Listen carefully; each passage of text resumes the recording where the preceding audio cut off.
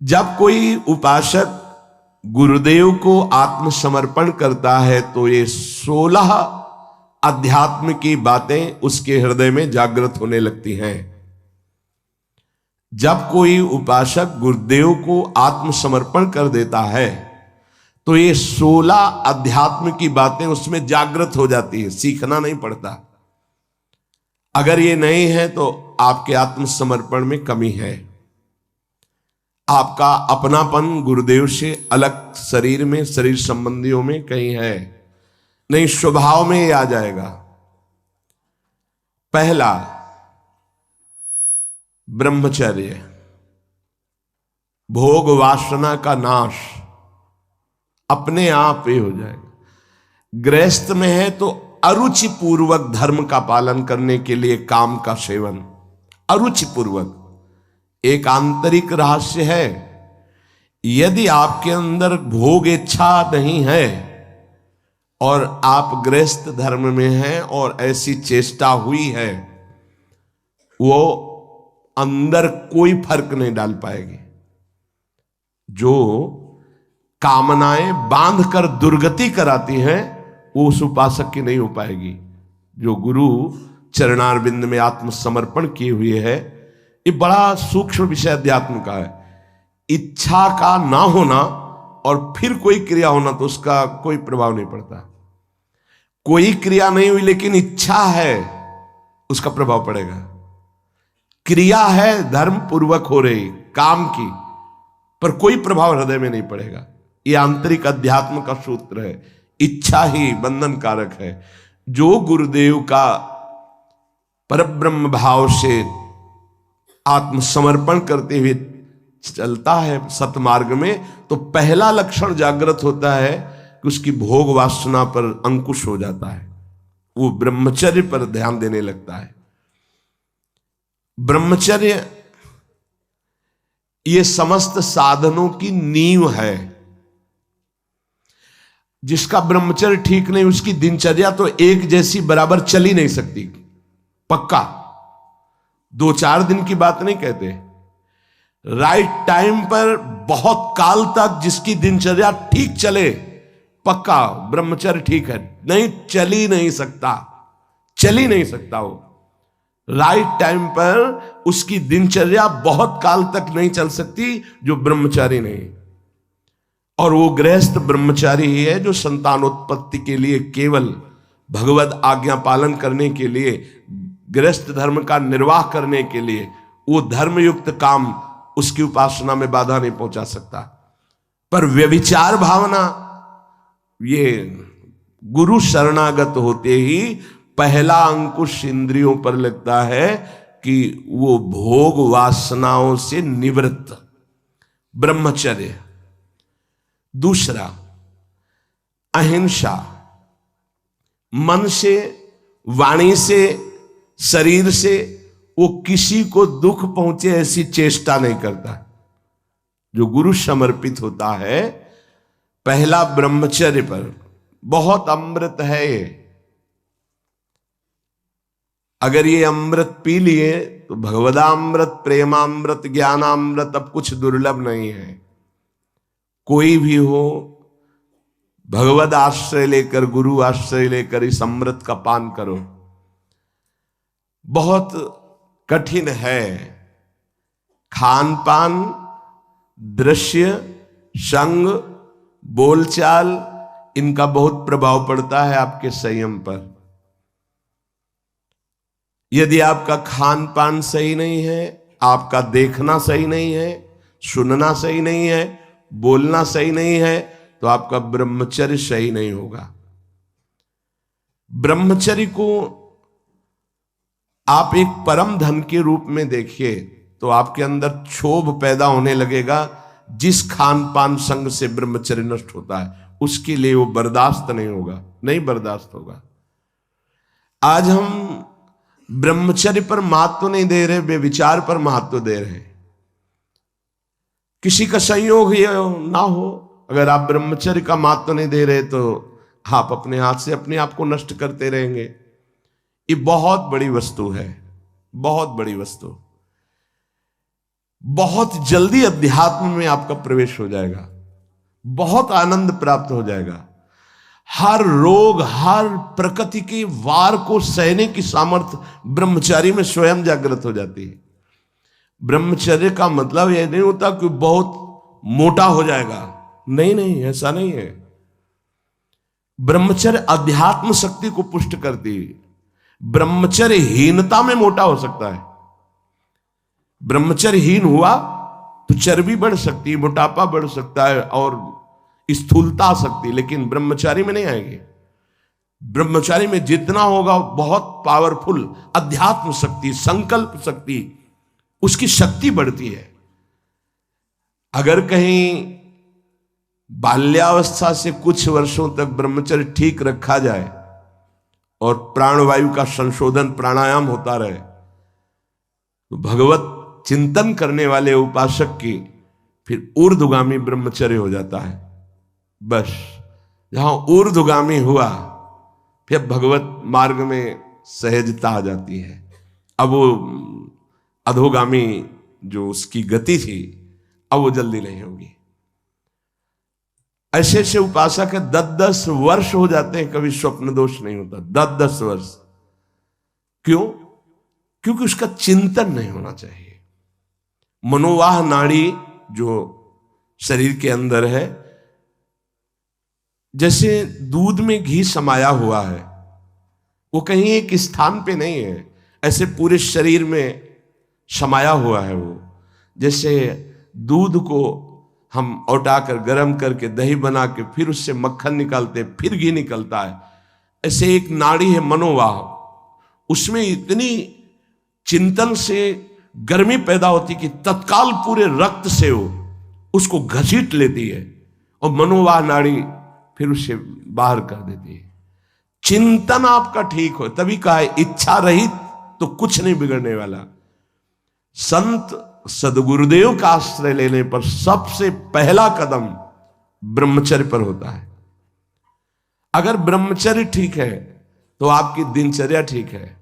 सर्दी, गर्मी, बरसात, रोग, शोक, मान अपमान, दुख सुख, सब कुछ आनंद पूर्वक सहने की सामर्थ्य आती है।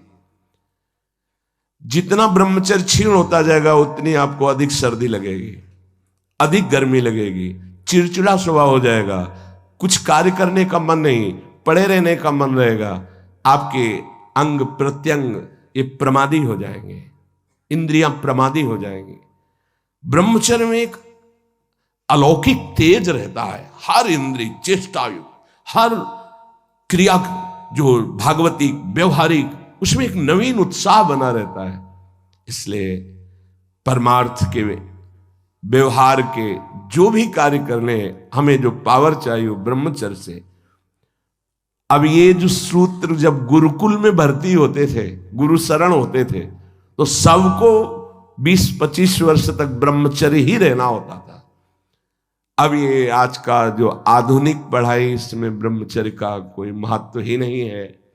ये तो भगवान की कृपा से कुछ संत महात्माओं के ऐसे वचन, तो उनसे पता चलता है कि ब्रह्मचर्य भी कोई है, नहीं तो किसी को पता ही नहीं कि ब्रह्मचर्य किसे कहते हैं। बस मनमानी आचरण करना, नए नए बच्चों में संस्कार ऐसे बिगड़ गए, वो जानते ही नहीं कि मैं क्या खिलवाड़ कर रहा हूं अपने जीवन के साथ। गुरु के पास आत्मसमर्पण करने से पहला लक्षण जागृत होता है ब्रह्मचर्य। दूसरा अहिंसा, किसी को भी मन वचन शरीर से हमें दुख नहीं देना, अपमान नहीं करना, मन से भी हमें किसी का मंगल नहीं सोचना। नहीं, मन से अगर हम किसी का मंगल सोचते हैं तो उसका मंगल होगा कि नहीं होगा पता नहीं, आप कितने बड़े तपस्वी हैं, पर आपका मंगल जरूर हो गया, उसी क्षण हो गया जिस क्षण आपने दूसरे का मंगल सोचा। यह हमने संत महापुरुषों से सुना है। मन के द्वारा जब किसी का मंगल सोचा जाता है कि इसका ऐसे दुख पहुंचे, ऐसे इसका नाश होगा कि नहीं उसका वो तो भगवान जाने, लेकिन तुम्हारा अभी हो गया, तुम्हारा पतन हो गया, तुम्हारा मन मलिन हो गया। कितना साधन करने पर वो पवित्र होगा। तीसरा, जब हम गुरुदेव के सानिध्य में रहते हैं तो सुख और दुख दोनों को समान भाव से सहने की सामर्थ्य प्राप्त होती है। जो गुरुदेव का कृपा पात्र होता है वो सुख दुख में समान भाव रखता है। प्रायः ऐसा नहीं है। सुख में तो हमारी अनुकूलता रहती है, तो गुरु बुद्धि बनी रहती है या कृपा है हम पर ऐसा। लेकिन जब दुख आता है तब गुरुदेव की कृपा है, प्रभु की कृपा है, और हम आनंद पूर्वक उस दुख को सहें। ऐसी क्षमता केवल गुरु को आत्मसमर्पण करने वाले पर ही अवतरित होती है। ये क्षमता उतरती है, ये सामर्थ्य है अंदर, दुख सुख को सहने की सामर्थ्य। किसी भी स्थिति में, मतलब ऐसा स्वभाव हो जाता, किसी भी स्थिति में कदम पीछे हटाना ये उस सूरवीर योद्धा के स्वभाव में नहीं होता, जो अध्यात्म का गुरु समर्पित पथिक होता। किसी भी स्थिति में ये हर समय नवीन उत्साह, हर दुख को सहकर अपने लक्ष्य पर रहना, अपनी दिनचर्या पे रहना, ये सुख दुख को समान भाव से सह। सुख में तो सब जय जय बोल रहे हैं, जब दुख में जय बोले और सुख दुख समान स्थिति, जैसी दिनचर्या तुम्हारी सुखद वैसी दुख परिस्थिति में भी वैसी ही दिनचर्या, जैसा तुम्हारा भाव अनुकूल सुख में गुरुदेव के प्रति, वैसी दुख परिस्थिति में प्रतिकूलता में भी वैसा ही भाव ये गुरु कृपा से प्राप्त होता है। चौथा, जो गुरु शरणागत होता है उसको सर्वत्र भगवत दर्शन का भाव जागृत होता है। मेरे आराध्य देव, जैसे आचार्य चरण कह रहे हैं, सर्वान वस्तु तया निरीक्ष परम स्वाराध्य बुद्धिर्मम, मेरे आराध्य देव सबके हृदय में है। पांचवा, अब इस संसार में मुझे कुछ प्राप्त करना नहीं, मुझे केवल भगवान की प्राप्ति करनी है। ये गुरु कृपा से आता है। गुरु कृपा पात्र के हृदय में भगवत प्राप्ति का लक्ष्य दृढ़ हो जाता है। भगवान कैवल्य वस्तु है, परम तत्व है, अब तो भगवत प्राप्ति करनी है। जो गुरु शरणागत है उसमें पांचवा लक्षण जागृत होता है, अब तो भगवत प्राप्ति करनी है, पक्का इस जन्म में मुझे भगवत प्राप्ति करनी है। ऐसी ज्ञान की वृत्ति जागृत होती है कि वो कैवल्य परम पद का अधिकारी हो जाता है, गुरु कृपा पात्र। छठवां, सदैव अकेला रहने का स्वभाव होने लगता है उसका, गुरु कृपा पात्र का। कोई पास नहीं हो, अगर पास भी है तो कोई मित्रता नहीं, कोई शत्रुता नहीं, ना किसी भी तरह का लगाव है, न किसी भी तरह का द्वेष भाव है, शून्य।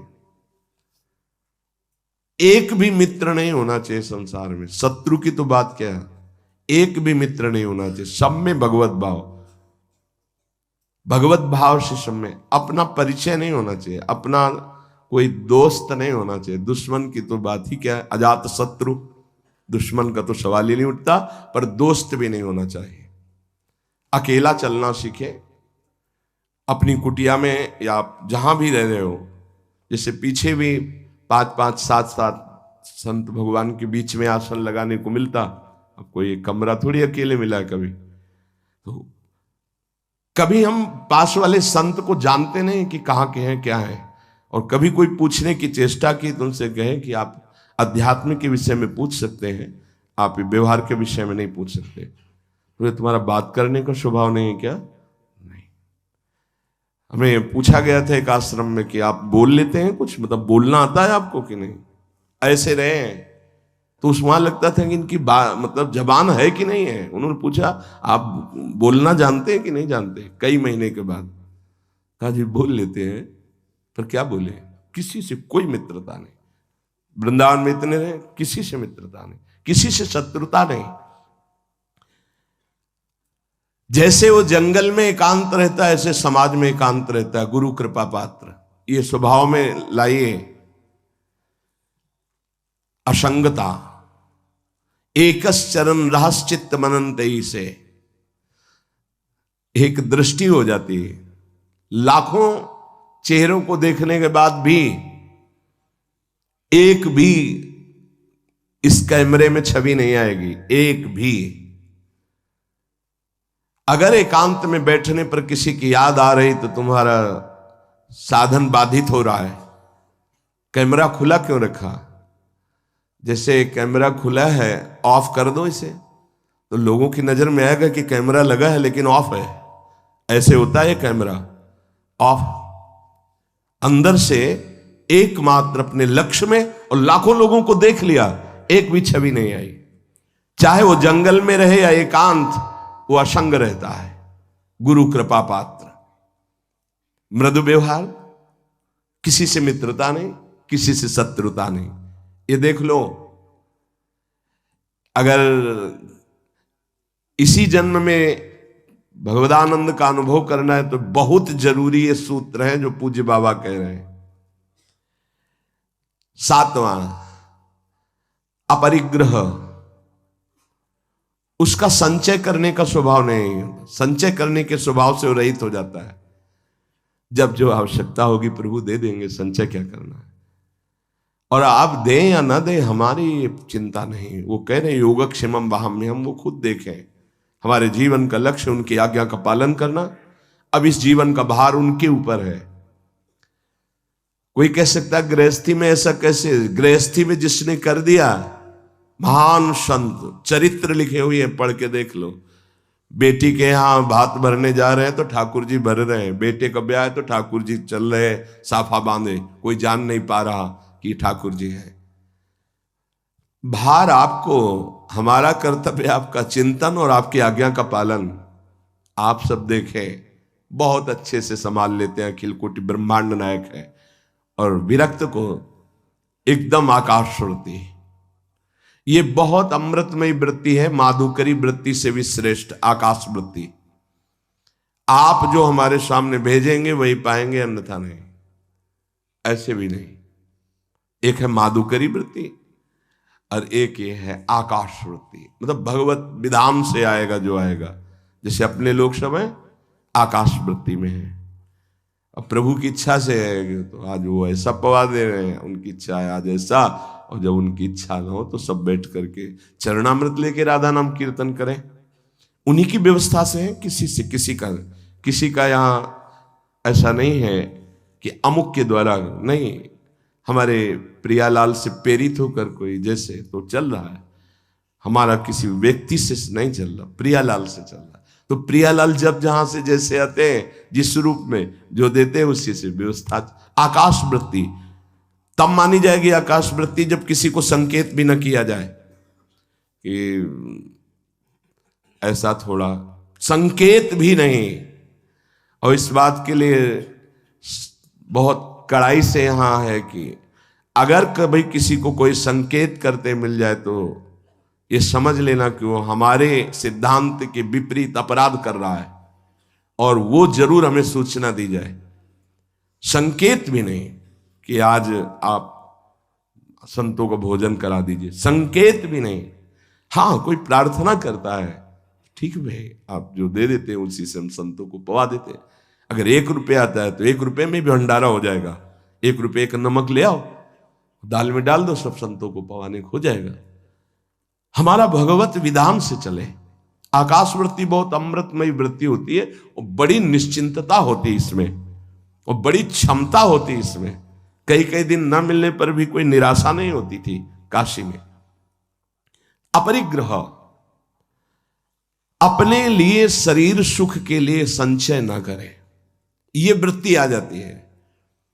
गृहस्थ में भी रहते हुए अपने लिए नहीं, ये परिवार है, अतिथि है, उनके लिए अपने भोग वासना का गुरु कृपा पात्र के हृदय में स्थान नहीं रह जाता है।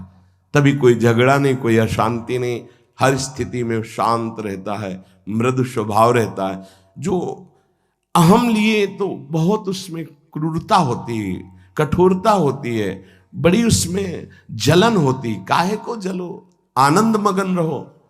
अपरिग्रह। 8वां, परम संतोष उसके हृदय में जागृत हो जाता है। क्यों? क्योंकि उसको ये बोध हो जाता है कि अनंत ब्रह्मांडों का स्वामी प्रभु वो मेरा है, जिस समय जैसी परिस्थिति उसको संभालना बहुत अच्छी तरह। सच्ची कहते हैं, आप केवल निश्चिंत होकर शरणागत रहें, बहुत अच्छे से व्यवहारों कराते। हमें तो देख के आश्चर्य होता है। एक एक वस्तु को संभालना उनका कार्य, एक एक हर जगह श्री जी की कृपा और श्री जी का विधान दिखाई देता है कि ओहो कैसा उनका विधान है, कैसा उनका मंगल विधान है। आठवां है कि गुरु कृपा पात्र के हृदय में संतोष जागृत हो जाए। संतोष ये बहुत बड़ा धन है। बिन संतोष न काम न साही, वो अछत काम सुख सपने नाही। जैसी परिस्थिति उसमें संतुष्ट रहना। संतुष्ट एन केनवा, बाहर की या अंदर की। संतोष का मतलब केवल बाहर से नहीं है, अंदर भी विक्षिप्त है तो आनंद है, शांत है तो आनंद है। कोई जान न पावे कि आप विक्षिप्त है, हृदय आपका या शांत है। संतुष्ट एन केनवा, बाहर या अंदर दोनों परिस्थिति में संतुष्ट रहना। जैसी प्रभु की द्वारा इस समय दी स्थिति है, जल रहा है शांत, किसी से कहो मत। आनंदित है, फूलो मत, चुप शांत गंभीर। संतोष अंदर और बाहर दोनों जगह। नवा नंबर है भगवान और संतों के वाक्यों में पूर्ण श्रद्धा। जैसे श्रीमद् भगवत गीता जी, भागवत जी या भगवत प्रेमी महात्माओं के वचन, तो उसमें कोई कुतर्क नहीं। गुरु कृपा पात्र ज्यों का त्यों उस विश्वास पूर्वक उसे स्वीकार करता है। जैसा बोला गया वैसा ही, उसमें अपनी बात लगाना नहीं। जो आत्मसमर्पण नहीं किए होते, दूर की श्रद्धा होती है, उसका कुछ और लक्षण होता है। जितना बोला गया उतना वो पहले अपने अनुकूल निकालते हैं उसमें से, कि ऐसे भी तो हो सकता है, ऐसा थोड़ी होता है, ऐसा होता, और फिर अनुकूल बात वो स्वीकार करते हैं। गुरुदेव या शास्त्र कभी मन के अनुकूल नहीं होते, मन को उनके अनुकूल बनाना पड़ेगा। मन तो बहुत विचित्र है। हम लोग शास्त्र और गुरु के वाक्यों को अपने अनुकूल मन के बनाते हैं। इतने में चल जाए, इतना बता देंगे, इतना छुपा लेंगे, इतना कर देंगे, इतना नहीं करेंगे, इतना अनुकूल है, इतना नहीं। लेकिन जो आत्मसमर्पण किए होता है, वो भगवान और संतों के वाक्यों में ज्यों का त्यों विश्वास उसको होता है। 10वां, वो नींद पर विजय प्राप्त कर लेता है। ये बहुत समय को बर्बाद करने वाली निद्रा होती है। बहुत से ऐसे साधक हैं जो इससे बहुत परेशान हैं। अगर आपका नियम पक्का हो जाए तो आप इस पर विजय प्राप्त कर लेंगे। बाल्यावस्था में जो साधन काल में बहुत परेशान करती है। नहीं, माला चल रहा है, जैसे गायत्री अनुष्ठान था तो हमने खुद देखा है, अब वो कब छूट गया माला, अब जप रहे माला, बड़ा गुस्सा आता है, बार बार विघ्न पैदा कर। ये जो निद्रा है ये बहुत बड़ी शत्रु है साधक के लिए। गुरु शरणागत का नींद पर विजय प्राप्त हो जाती है, ऐसा है। हम अपने सदगुरुदेव भगवान की दिनचर्या देखी, वहीं रह करके, वहीं रहे ना, काफी समय तक गुरुदेव भगवान के पास ही रहे। 1 बजे रात्रि तक पूज्य महाराज जी भजन करते थे। रात्रि में दर्शन के आके थोड़ा जो कुछ श्री जी को शयन भोग लगाया, शयन कराया, और जो पाया 2 रोटी राजभोग में दिन में। आज भी महाराज जी अपने ही कर कमल से 2, आजीवन का पूरा नियम है, 2 बनती, भोग लगती। रात्रि में 1 बजे तक, 1 बजे के बाद लेट गए, 4, 4:15 उठ गए। ये हमने बराबर की दिनचर्या देखी, बराबर की दिनचर्या। अपनी दिनचर्या को इतना सीमित नींद में लाओ कि कम समय नींद में जाए। जो बहुत गृहस्थी की मेहनत करते हैं तो उनको 6 घंटा सोना ठीक है, लेकिन साधकों को 6 घंटा सोना ठीक नहीं है।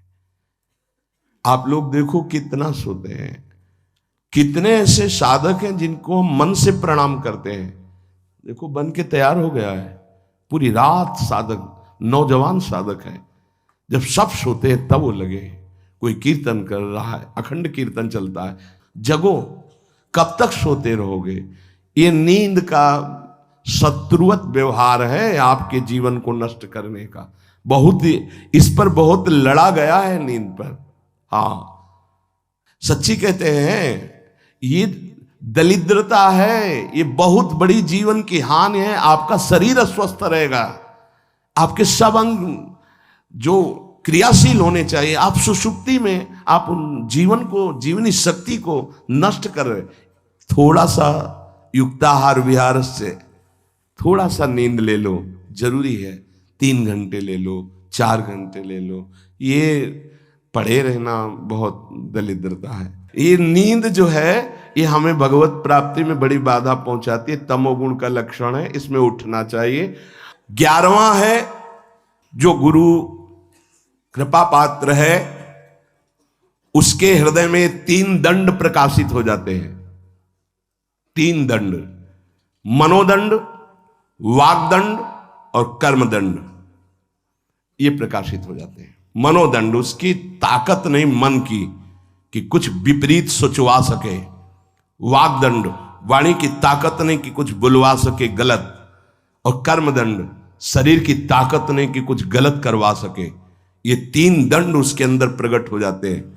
और आप प्राय देखते हैं काशी के संन्यास मार्ग में जो दंड दिया जाता है उन्हें त्रिदंडी स्वामी कहा जाता है। एकादश स्कंद में भागवत में लिखा है यही। मन का निसंकल्प होना दंड, वाणी का मौन होना दंड, और कर्म का न्यास कर देना, त्याग कर देना।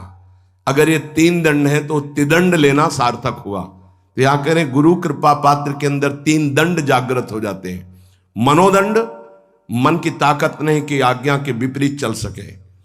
वागदंड, वाणी की ताकत नहीं कि फजूल की वार्ता, बेकार की वार्ता, गलत अश्लील भाषण या ऐसा प्रपंच वार्ता, ग्राम्य कथा, निंदा स्तुति, ये सब नहीं। वागदंड। कर्मदंड, शास्त्र विरुद्ध आचरण उससे हो ही नहीं सकते, भूल न दे कुमारक पाऊं। 12वां, गुरु कृपा पात्र के ध्यान में आराध्य देव झलकते हैं, झलकने लगते हैं। ये गुरु कृपा से ही होता है।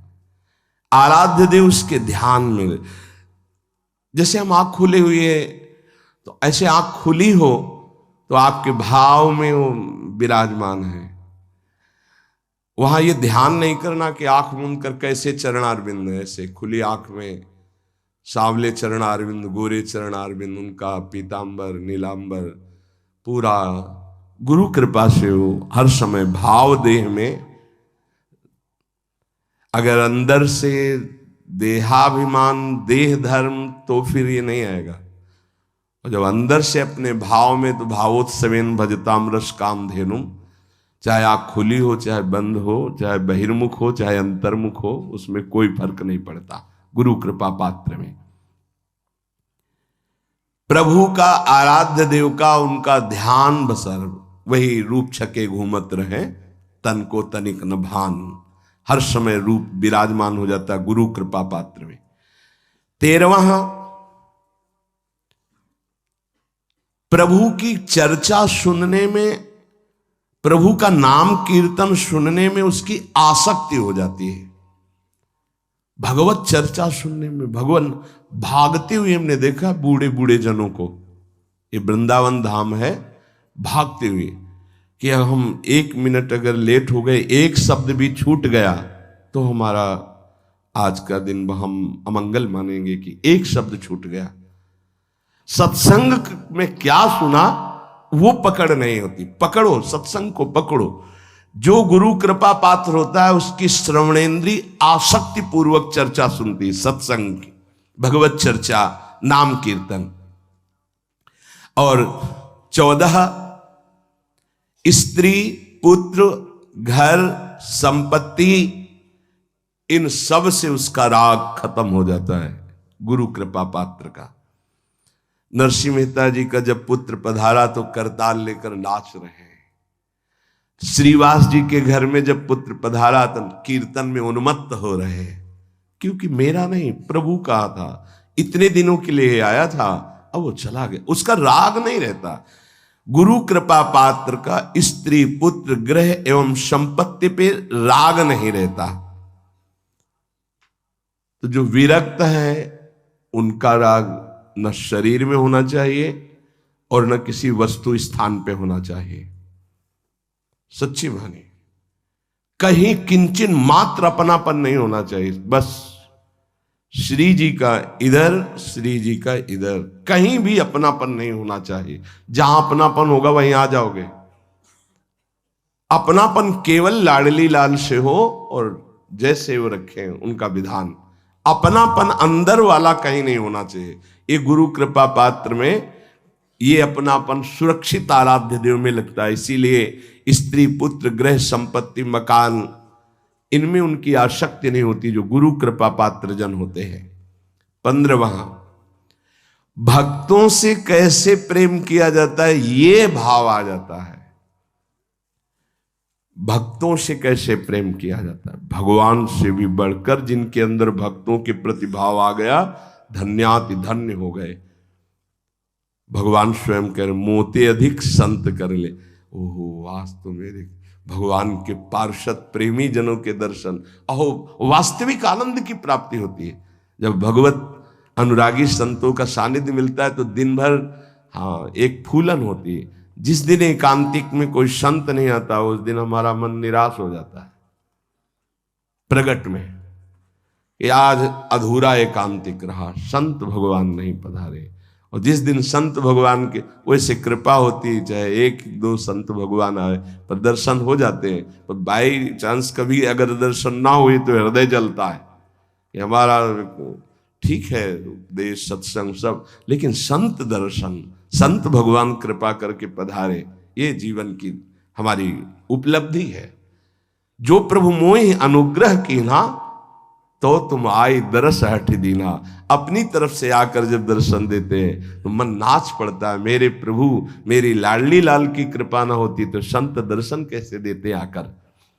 भक्तजनों से प्रेम, भक्तजनों का आदर, भक्तजनों के प्रति भाव, ये गुरु कृपा से आता है। गुरु सोई जो साधु सेवावे और साधु सोई जो विषय छुड़ावे, हरिराम व्यास जी ने कहा। और 16वां, चराचर जगत के प्रति सेवक भाव अपना प्रकट हो जाना। जैसे गोस्वामी जी, सीय राम मैं सब जग जानी, करो प्रणाम जोरी जुग पानी।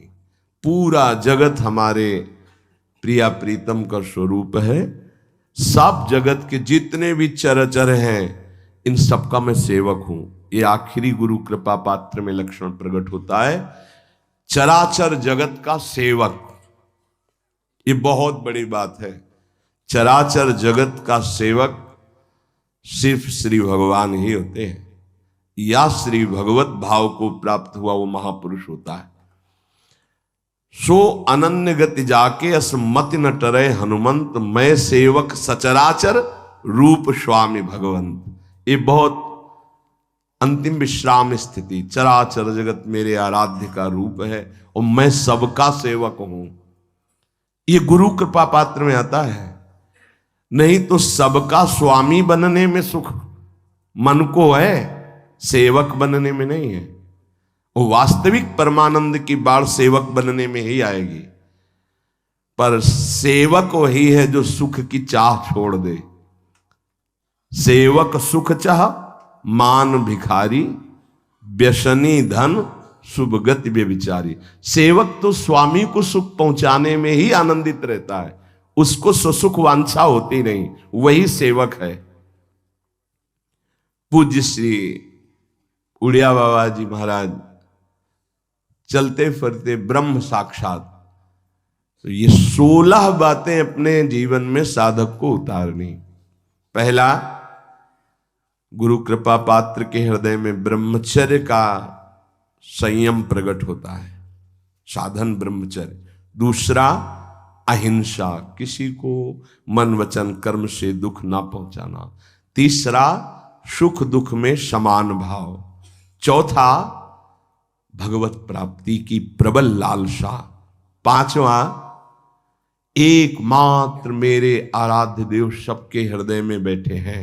छठवां, चाहे जंगल में हो या सभा में असंग रहे, एकांत भाव अंदर रखे, सब में भगवत भाव, ना किसी से मित्रता ना किसी से शत्रुता।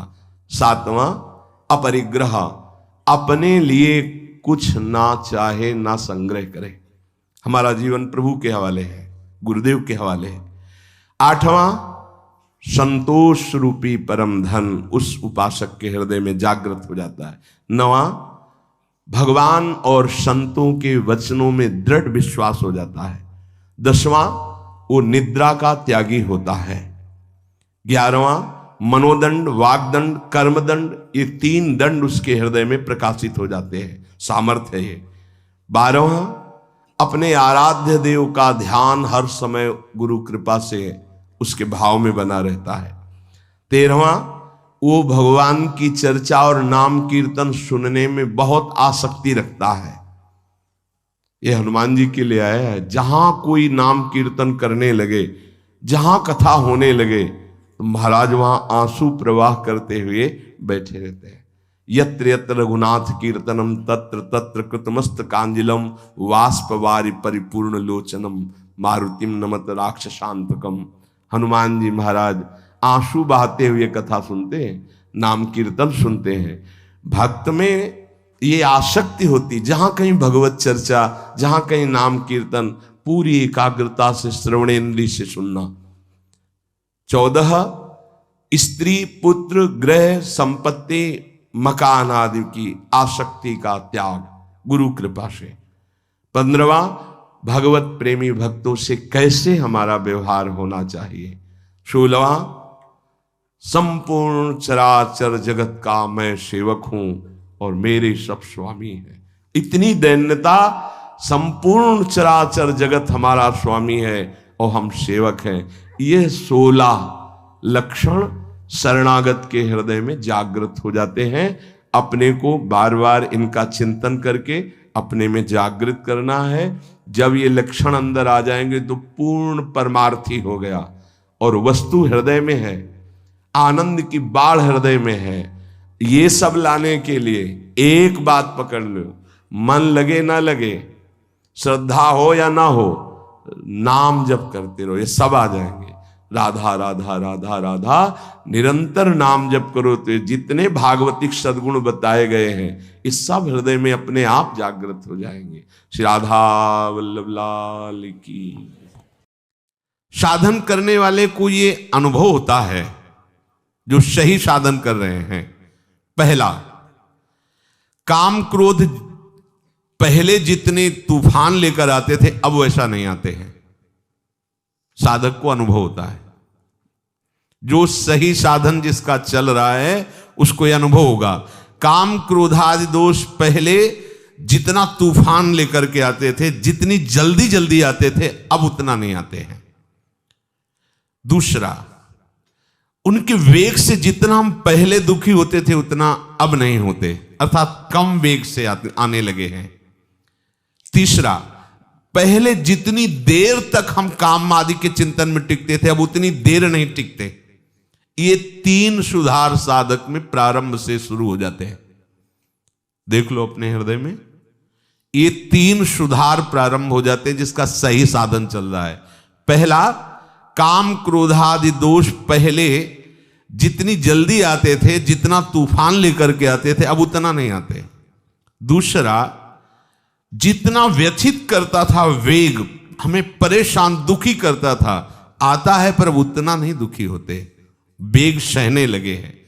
तीसरा, बहुत देर तक बहुत समय नष्ट होता था, इनमें लड़ाई होती थी, अंदर से चिंतन होता था, व्याकुलता होती थी, अब उतना नहीं, गया आया विवेक से नष्ट कर दिया। उपासक में अगर ये 3 बातें आने लगी हैं तो ये मिट जाएंगे, धैर्य रखिए। अगर ये 3 बातें आपके अंदर आ रही हैं, आपको दिखाई दे रहा सुधार है, तो अब इसका आखिरी कनेक्शन है, मैं शरीर हूं या शरीर मेरा है, काट दो, ये सब खत्म हो जाएगा। पर पहले ही आएगा, क्योंकि साधना प्रारंभ शरीर को लेकर के ही होती है, और इनकी बिल्कुल भी स्फुरना ना रहे, इनसे संबंध रखना नहीं है, तभी इनकी स्फुरना बंद होगी। मन बुद्धि में तदात्म, शरीर में तदात्म, फिर आप इनको जीत लें ऐसी सामर्थ्य आप में नहीं है। जैसे जैसे भजन मार्ग में आगे बढ़ते हैं वैसे वैसे कम होते जाते हैं।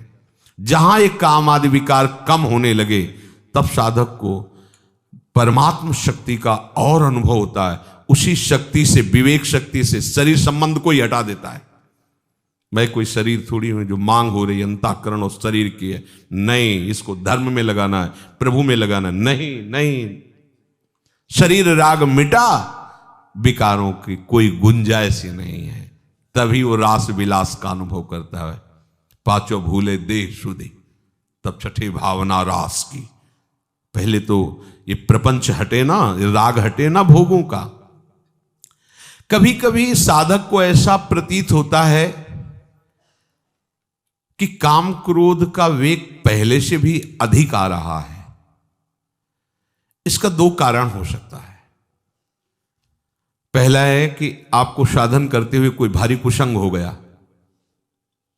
देख लीजिए, साधन करते हुए आप में कोई कुसंग जागृत हो गया, किसी ऐसे दृश्य को देख लिया, ऐसा संभाषण कर लिया या कुछ ऐसा, तो आपको लगेगा कि पहले से भी भयंकर विकार आ गया, कुसंग। अगर ऐसा नहीं हो, आपका साधन ठीक चल रहा है और फिर आपके अंदर ये बात आई है, तो कह रहे हैं कि जब भोगासक्ति मिटती है तो साधक की बुद्धि पवित्र होती है। पवित्र बुद्धि में थोड़ा भी स्फुरण पहाड़ जैसा नजर आता है, थोड़ा भी दोष उसे बर्दाश्त नहीं होता। अपवित्र बुद्धि में पहाड़ जैसा दोष भी तिनके के भी समान नहीं लगता। पवित्र बुद्धि में तिनके के जैसा दोष पहाड़ जैसा लगने लगता है। वो साधक हाय हाय करने लगता है कि पहले इतना गंदा नहीं था जितना आप गंदा विचार आता है। ये उसकी बुद्धि की पवित्रता है। दो बात ध्यान रखना है। पहले तो तुरंत हमें देखना है अपनी दिनचर्या में कि कोई दृश्य का कुसंग, शब्दों का कुसंग, व्यक्ति का कुसंग, भोजन का कुसंग तो नहीं हो गया जो हमारे अंदर इतनी विकार की वृत्ति आ गई। अगर आप निर्णय कर लिए कि नहीं ऐसा नहीं है, तो फिर आप निश्चिंत हो जाओ, ये आपकी बुद्धि की पवित्रता है जो आपके थोड़े से भी दोष को पहाड़ जैसा दर्शन करा रही है। अंतःकरण जैसे जैसे शुद्ध होता है तो साधक को थोड़ा सा भी विकार सहन करने की वो असहनशील हो जाता है। ऐसी बात कैसे आ गई मेरे हृदय में? ये पवित्रता का लक्षण है। ऐसा कैसे हो गया? मेरा मन कैसे राजी हो गया? नहीं, हाय हाय मच जाता है, ऐसा कैसे हो गया?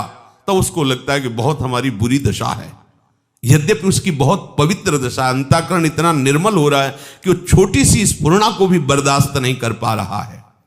यत चेत शाम, जब तक साधक शरीर और इंद्रियों से सुख भोगने के लिए लालायित रहता है, साधक की बात कह रहे हैं, संसारी तो रहता ही है, तब तक उसका असत संबंध सर्वथा नष्ट नहीं होता।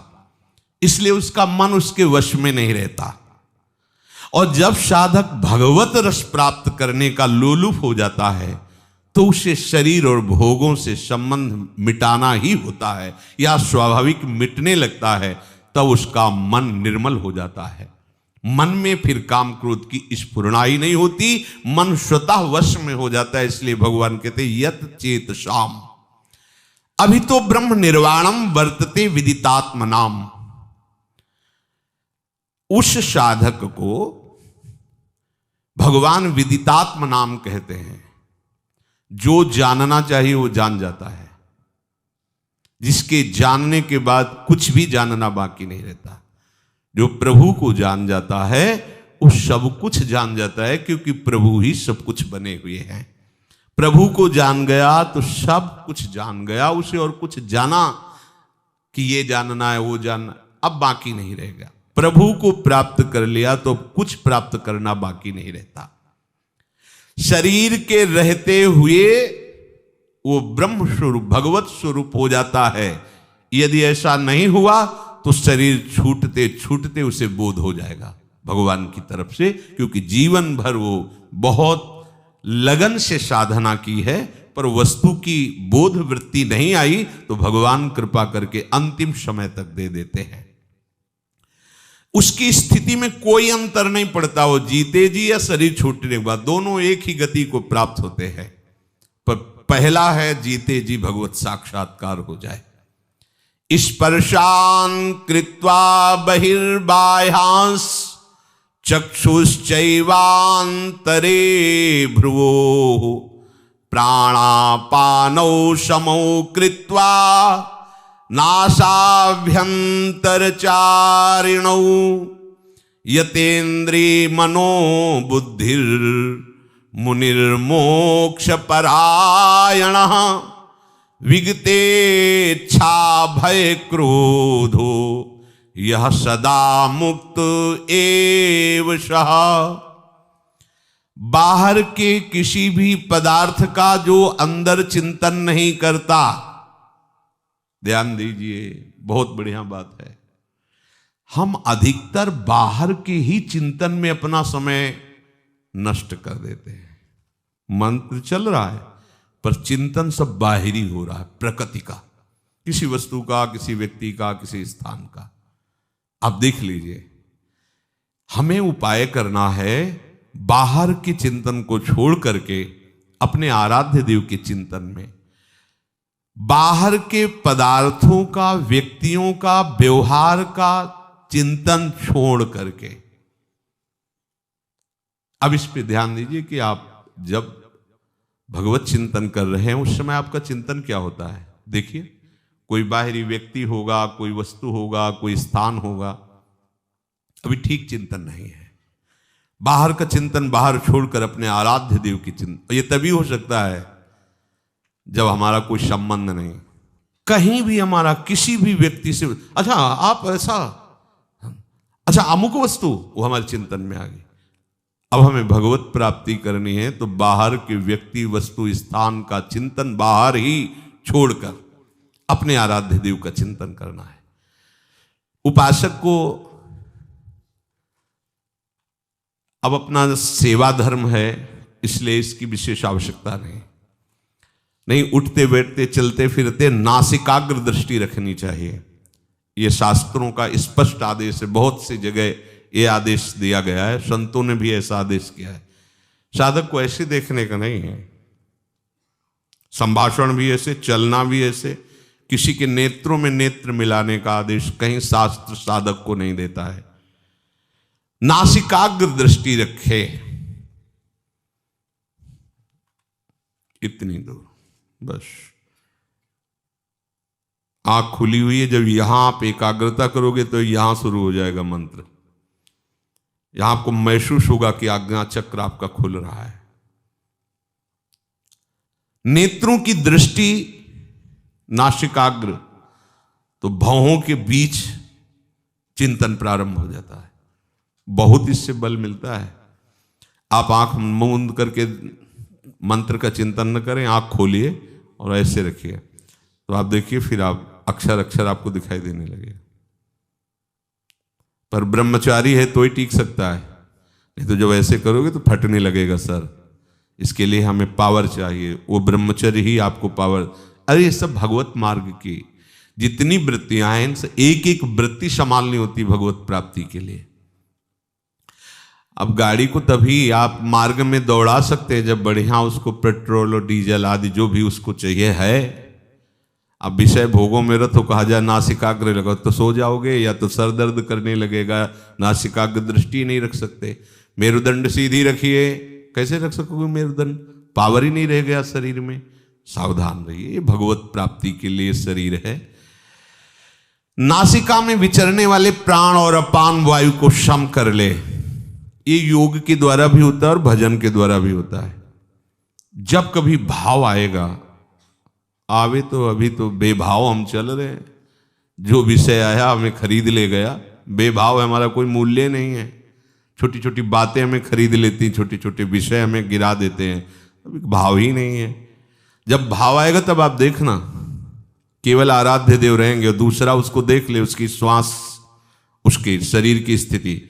जब गाढ़ भाव आएगा तो सीधा है प्राण अपान अपने आप सम होने लगेंगे। भजन में बहुत बड़ा बल, उसे फुस फुस करने की जरूरत नहीं। प्राणों का सम करने के लिए सम स्वरूप प्रभु हैं, जो भी उनका चिंतन होगा तो आपका सब कुछ ठीक हो जाएगा। एक भजन से ही कुंडलनी जागृत हो जाती है, भजन से ही प्राण अपान व्यान समान उदान पांचों प्राण पवित्र हो जाते हैं। भजन से ही सब जितनी सिद्धियां प्राप्त, जो चाहे वो सब भजन से प्राप्त हो सकता है। खूब नाम जप करे, खूब प्रभु के लीला गायन करे, इससे अपने आप सब सम आ जाएगा। विचार सम हो जाएंगे, बुद्धि सम हो जाएगी, प्राण सम हो जाएंगे, विषम संसार को जीत कर समता में स्थित हो जाओगे। भजन नहीं है ना, तो ये घंटा आध घंटा प्रयास करो, इसके बाद भोगों का चिंतन होगा और भोगों कुछ लाभ नहीं मिलने वाला।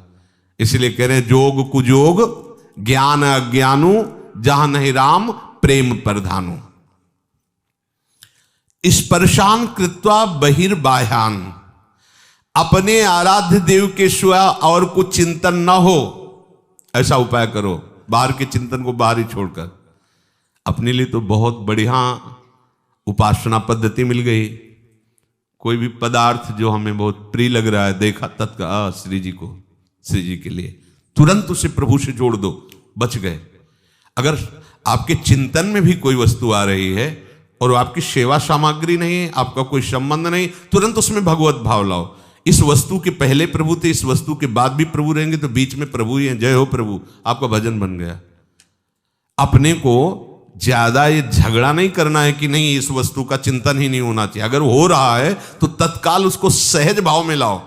कोई भी वस्तु, कोई भी व्यक्ति इस स्वरूप में आने के पहले भगवत स्वरूप ही था, इस स्वरूप के मिटने के बाद भी भगवत स्वरूप रहेगा, तो बीच में वो भगवत स्वरूप ही है, हम देख नहीं पा रहे हैं। ऐसा जहां चिंतन किया तो उसका चिंतन भी भजन बन जाएगा, वो आपको भगवत विमुख नहीं करेगा।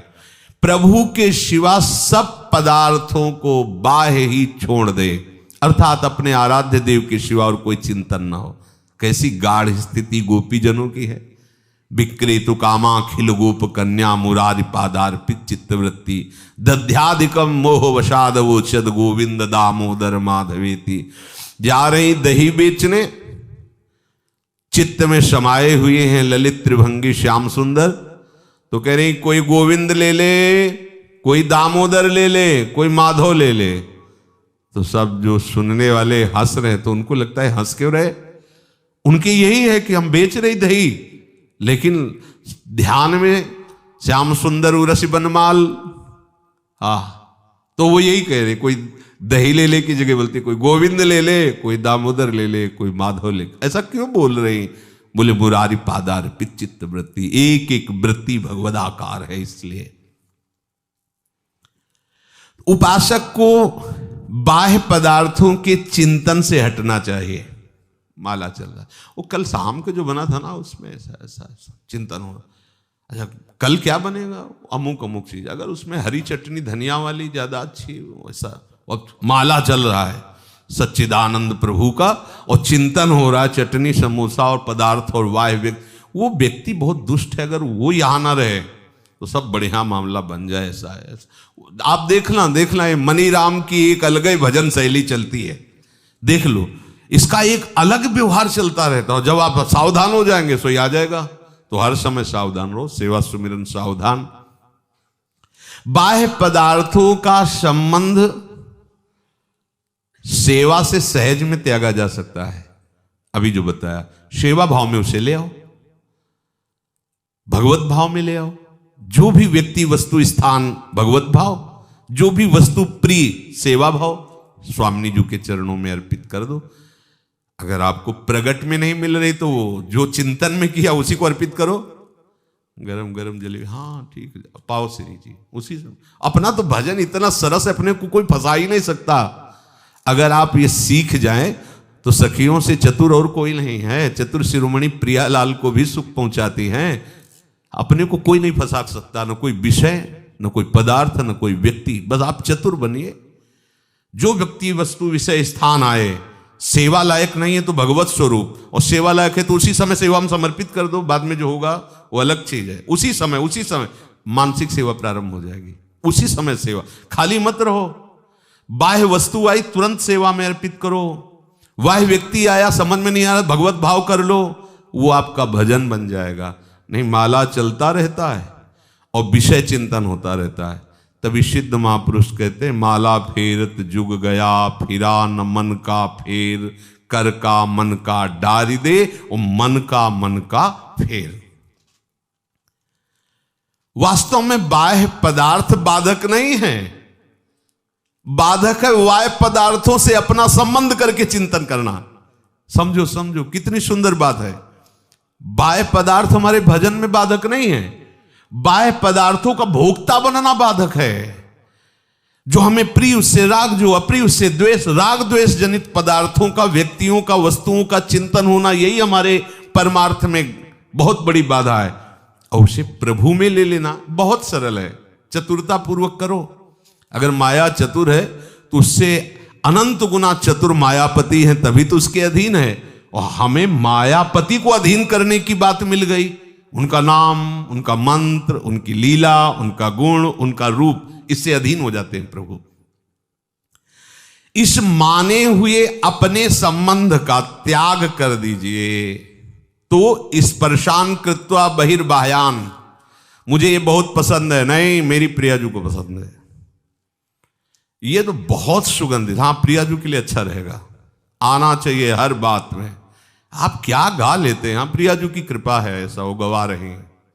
आप क्या बजा लेते हैं, प्रियाजू की कृपा है, वो बजा रहे हैं, बजवा रहे हैं, उन्हीं के कहीं आप ना होइए। अभी सब सुधर जाए, पर जब कोई गड़बड़ी की बात हुई तो बोले प्रभु की ऐसी इच्छा थी। और जब प्रशंसा की बात हुई तो पता है 5 साल से हम अभ्यास कर रहे हैं तबले का, तब जाके धुनी निकाल पाए हैं। और गलती का अभ्यास अनंत जन्मों से कर रहे तो प्रियाजू करवा रहे। ये चतुरता ठीक नहीं है। आप अगर ऐसे चतुर बनो जो हर वृत्ति को भजन बना लो तो अभी आनंद की अनुभूति और सच्ची मानो। चाहे जितना बड़ा कोई किसी भी विषय में प्रवीण हो, वो प्रभु की ही कृपा से हुआ है। और अगर चूक कर दे, प्रभु के सिवा अपने अहंकार में आ जाए, वो सब मिथ्या हो जाता है, सब व्यर्थ हो जाता है, किसी काम का नहीं रहता। और प्रभु अगर हमारी इतने से प्रसन्न हो गए तो हमें वो प्राप्त हो गया जो प्राप्त होना चाहिए। प्रभु को कृपा करे तो इतने में ही लगन लग जाए, ताली बजाते हुए राधा राधा, आंसू आने लगे, सामने प्रियाजू के दर्शन होने लगे, रोम रोम पुलकित हो गया, बात बन गई। नहीं बहुत संगीत है, मन रजोगुणी हो गया, विषयों का चिंतन करने लगा, अल्लू गया सब। वो संगीत किस काम का आया जो हमें नरकगामी बना दे? वो राग ध्वनि किस काम की है जो हमें संसार में आसक्त कर दे? वो भोग किस काम का जो हमें प्रिया प्रीतम का विस्मरण करा दे? उपासक को चतुरता पूर्वक उपासना की सिद्धि के लिए हर वस्तु, व्यक्ति, क्रिया को भगवत स्वरूप बनाना है, भगवत अर्पण करना है।